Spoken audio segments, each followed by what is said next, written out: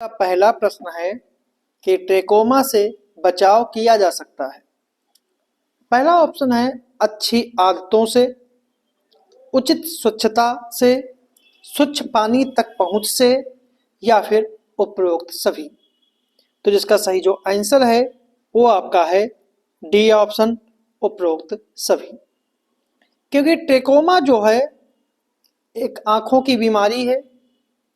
Trachoma जो है वो क्लेमाइडिया ट्रैकोमैटिस, ट्रेकोमा जो है वो क्लेमाइडिया ट्रैकोमैटिस नामक जीवाणु के कारण होती है, जो मुख्य रूप से संक्रमित आंख और नाक के स्राव के संपर्क में आने से फैलती है। बैक्टीरिया कई दिनों तक सतहों पर जीवित रह सकता है और जब लोग दूषित वस्तुओं या सतहों के संपर्क में आने के बाद अपनी आंख या नाक छूते हैं तो यह आसानी से फैलता है।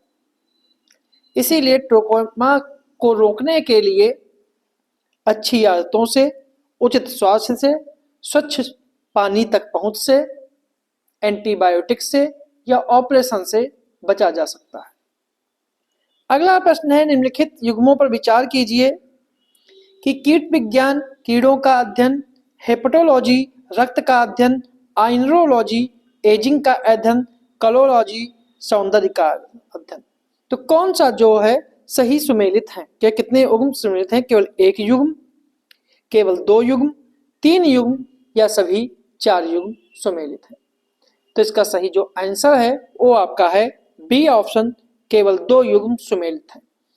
क्योंकि हेपेटोलॉजी जो है, हेपेटोलॉजी का संबंध रक्त से नहीं है। हेपेटोलॉजी का संबंध जो है वो लीवर के अध्ययन से संबंधित है।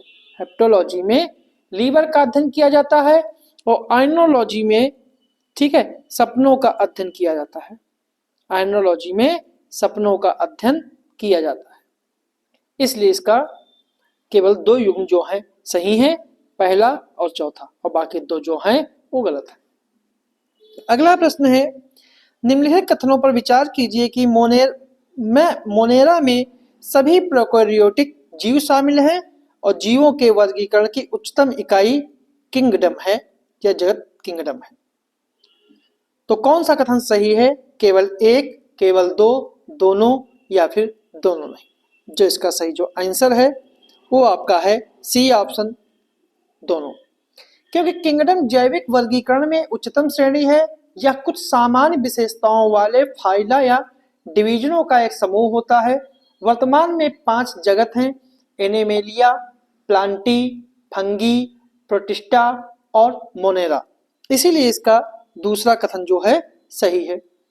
मोनेरा में एक कोशिकीय प्रोकैरियोटिक सूक्ष्म जीव होते हैं जिन्हें सबसे कम संगठित माना जाता है।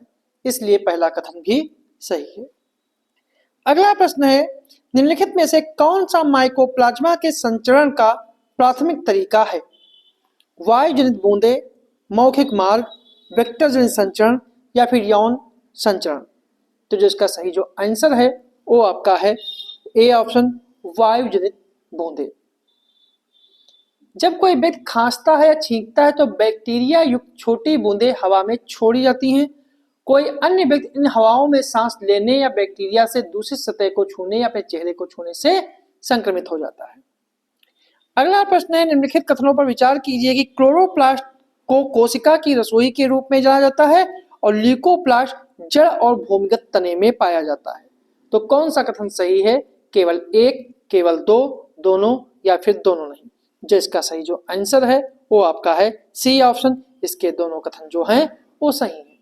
क्योंकि क्लोरोप्लास्ट जो होता है प्रकाश संश्लेषण में शामिल हरे पौधों में पाए जाने वाले हरे वर्णक हैं, इसलिए इसे कोशिका की रसोई के रूप में जाना जाता है। इसमें क्लोरोफिल और कैरोटीनॉइड होते हैं। ल्यूकोप्लास्ट जो है रंगहीन होता है और भोजन को स्टार्च, वसा और प्रोटीन के रूप में संग्रहित करता है और यह जड़ और भूमिगत तने में पाया जाता है, इसलिए दूसरा कथन भी इसका सही है। अगला प्रश्न है कि पशु और पादप कोशिकाओं के संदर्भ में निम्नलिखित कथनों पर विचार कीजिए कि पादप कोशिकाएं आकार में छोटी होती हैं जबकि जंतु कोशिकाएं आकार में बड़ी होती हैं। जंतु कोशिका में कोशिका भित्ति उपस्थित होती है जबकि पादप कोशिका में अनुपस्थित होती है, तो कौन सा कथन जो है वो सही है? केवल एक, केवल दो, दोनों या फिर दोनों नहीं। जो इसका सही जो आंसर है वो आपका है डी ऑप्शन, ना तो एक और ना ही दो, इसके दोनों कथन गलत होते हैं, गलत है। क्योंकि पादप कोशिका जो है वो आकार में बड़ी होती है, छोटी नहीं होती, बड़ी होती है। इसमें सेल्यूलोज और चिटिन से बनी कोशिका भित्ति होती है, सेल्यूलोज और चिटिन से बनी कोशिका भित्ति होती है। इसमें रिक्तिकाएं आकार में बड़ी होती हैं और सेंट्रोसोम उपस्थित होता है, अनुपस्थित होता है। जबकि जंतु कोशिका जो है, ठीक है, वो छोटी होती है, कोशिका भित्ति और प्लास्टिड अनुपस्थित होते हैं, रिक्तिकाएं भी आकार में छोटी होती हैं और सेंट्रोसोम मौजूद होता है। इसे दोनों कथन जो हैं सही नहीं। अगला प्रश्न है, माइटोकॉन्ड्रिया के संदर्भ में निम्नलिखित कथनों पर विचार करें कि लोकप्रिय रूप में कोशिका के पावर हाउस के रूप में जाना जाता है और यह कोशिकीय श्वसन का श्वसन स्थल है। एक बच्चे को माइटोकॉन्ड्रियल रोग पूरी तरह से मां से विरासत में मिलते हैं, ना कि पिता से, तो कौन सा कथन सही है? केवल एक, केवल दो, दोनों या फिर दोनों नहीं। जिसका सही जो आंसर है वो आपका है सी ऑप्शन, इसके दोनों कथन जो हैं वो पूरी तरह सही है। अगला प्रश्न है, कोशिकाओं के बारे में निम्नलिखित में से कौन सा कथन सही है? कि राइबोसोम गुणसूत्रों पर स्थित होते हैं, कोशिका केंद्रक में स्थित होती है, क्लोरोप्लास्ट न्यूक्लियोलस में स्थित है और कोशिका झिल्ली कोशिका के चारों ओर से घेरे रहती है, तो कौन सा कथन जो है सही है? तो इसका सही जो आंसर है वो आपका है डी ऑप्शन, कोशिका झिल्ली कोशिका को चारों ओर से घेरे रहती है। पहला कथन इसलिए गलत है क्योंकि राइबोसोम को साइटोप्लाज्म के भीतर तैरते हुए पाया जा सकता है। ये एंडोप्लाज्म रेटिकुलम से या मुक्त अवस्था में जुड़े होते हैं, इसलिए पहला गलत है। दूसरा कथन इसलिए गलत है कि कोशिका में केंद्रक उपस्थित होता है, कोशिका केंद्रक में स्थित नहीं होती है, कोशिका में केंद्रक उपस्थित होता है। तीसरा इसलिए गलत है क्योंकि क्लोरोप्लास्ट पौधों की कोशिकाओं में साइटोप्लाज्म में मौजूद होता है, मतलब कि क्लोरोप्लास्ट जो है वो पौधों की कोशिकाओं के साइटोप्लाज्म में मौजूद होता है, ना कि न्यूक्लियोलस में। तो इसलिए तीसरा कथन भी गलत है और चौथा जो है वो सही है। अगला प्रश्न है, निम्नलिखित में से कौन सा एंजाइम गैर प्रोटीन युक्त है? डीऑक्सीराइबोन्यूक्लिक, लिगेज, राइबोजाइम या फिर लाइसोजाइम? तो जो इसका सही जो आंसर है वो आपका है C option, ribozyme. Ribozyme RNA अणु होते हैं जो अनुक्रम विशिष्ट दरार को उत्प्रेरित या स्व उत्प्रेरित करते हैं। वह वायरस पौधों और स्तनधारियों में पाए जाते हैं और आरएनए काटने वाले एंजाइम के रूप में कार्य करते हैं। लिगेज जो है वो डीऑक्सीराइबोन्यूक्लियेज लाइसोजाइम प्रोटीन युक्त एंजाइम होते हैं जो प्रोटीन से बने होते हैं, जबकि राइबोजाइम में संरचनात्मक घटकों के रूप में आरएनए होता है। अगला प्रश्न है, निम्नलिखित में से कौन समसूत्री विभाजन की अवस्था नहीं है? प्रोफेज, अनाफेज, टेलीफेज या फिर इंटरफेज? जिसका सही जो आंसर है वो आपका है डी ऑप्शन, इंटरफेज। क्योंकि समसूत्री विभाजन में या माइटोसिस में 5 रूप में अलग अलग चरण होते हैं, जिसमें प्रोफेज, प्रोमेटाफेज, मेटाफेज, एनाफेज और टेलाफेज। प्रत्येक चरण में गुणसूत्र जो है वो संरेखण की प्रक्रिया में विशिष्ट चरण में शामिल होते हैं। अगला प्रश्न है, निम्नलिखित में से कौन सा पद एकल जीन का वर्णन करता है जो कई लक्षणों को प्रभावित करता है? प्लेयोट्रोपिक, पॉलीजेनिक, मोनोजेनिक या विषम युग्मजीव? जो इसका सही जो आंसर है वो आपका है ए ऑप्शन, प्लेयोट्रोपिक। प्लेयोट्रोपिक तब होता है जब एक जीन 2 या 2 से अधिक प्रतीत होने वाले असंबंधित फेनोटाइप लक्षणों को प्रभावित करता है। ऐसा जीन जो कई फेनोटाइप अभिव्यक्ति प्रदर्शित करता है उसे प्लेयोट्रोपिक जीन कहा जाता है। अगला प्रश्न है, लाइकेन प्रमुख प्रदूषण सूचक है? सल्फर डाइऑक्साइड का, नाइट्रस ऑक्साइड का, पारे का या फिर कार्बन डाइऑक्साइड का? जिसका सही जो आंसर है वो आपका है ए ऑप्शन, सल्फर डाइऑक्साइड का। यदि हवा सल्फर डाइऑक्साइड से प्रदूषित होती है तो लाइकेन उस विशेष वातावरण में मर जाएंगे। औद्योगिकीकरण के युग के बाद से लाइकेन की कई प्रजातियां विलुप्त हो गई हैं। इसी गुण के कारण लाइकेन वायु प्रदूषण के सूचक माने जाते हैं, इसीलिए सही उत्तर है, ठीक है, इसलिए ए इसका सही उत्तर है। अगला प्रश्न है, उभयचरों में श्वसन किसके द्वारा होता है? गलफड़ा, फेफड़ा, त्वचा या फिर उपरोक्त सभी। जो इसका सही जो आंसर है वो आपका है डी ऑप्शन, उपरोक्त सभी। क्योंकि उभयचरों में श्वसन के जो अंग होते हैं उसमें गलफड़ा भी होता है, फेफड़ा भी होता है, त्वचा भी होती है और बुकोफेरिंजियल झिल्ली भी होती है, बुकोफेरिंजियल झिल्ली भी होती है। अगला प्रश्न है, निम्नलिखित में से कौन सा कथन वायरस के बारे में सही है? कि वायरस को उनके आकार से वर्गीकृत किया जा सकता है, वह बैक्टीरिया और कवक जैसी बीमारी का कारण बनते हैं, वह परजीवी हैं, उन्हें पुनरुत्पादन के लिए जीवित कोशिका की आवश्यकता होती है, या फिर डी ऑप्शन, उपरोक्त सभी। तो जिसका सही जो आंसर है वो आपका है डी ऑप्शन, उपरोक्त सभी। अगला प्रश्न है कि धातु अम्ल के साथ अभिक्रिया करने पर निम्नलिखित में से कौन सी गैस मुक्त होती है? ऑक्सीजन, हाइड्रोजन, कार्बन डाइऑक्साइड या फिर नाइट्रोजन। तो जिसका सही जो आंसर है वो आपका है बी ऑप्शन, हाइड्रोजन। जब कोई अम्ल किसी धातु से अभिक्रिया करता है तो वह लवण बनाता है। हाइड्रोजन जो सभी अम्लों में होता है विस्थापित होकर हाइड्रोजन गैस के रूप में मुक्त होता है, इसलिए इसका बी ऑप्शन सही है। अगला प्रश्न है, पेलियोबायोलॉजी का संबंध निम्नलिखित में से किससे है? पक्षी, पर्यावरण, जीवाश्म या फिर पेशी। तो इसका सही जो आंसर है वो आपका है सी ऑप्शन, जीवाश्म। क्योंकि पक्षियों के अध्ययन को ऑर्नियोलॉजी कहते हैं, पर्यावरण के अध्ययन को इकोलॉजी कहते हैं, जीवाश्म के अध्ययन को पेलियोबायोलॉजी कहते हैं और पेशियों के अध्ययन को मायोलॉजी कहा जाता है।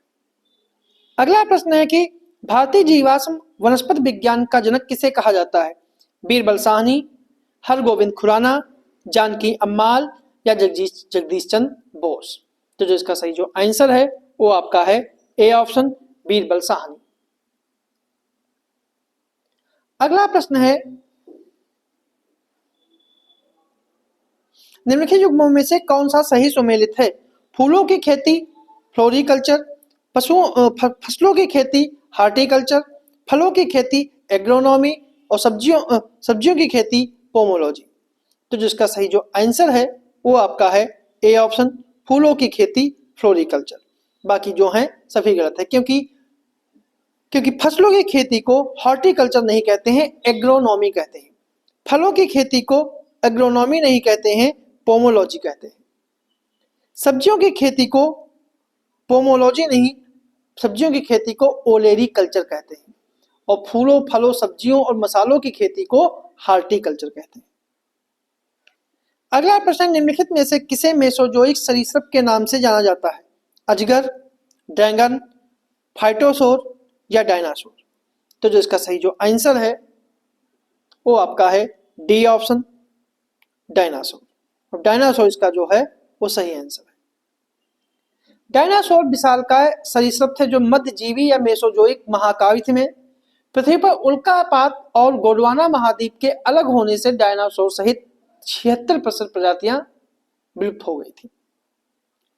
अगला प्रश्न है, निम्नलिखित में से कौन सा समतापी है? मत्स्य, पक्षी, सरीसृप या मेढक। जिसका सही जो आंसर है वो आपका है बी ऑप्शन, पक्षी।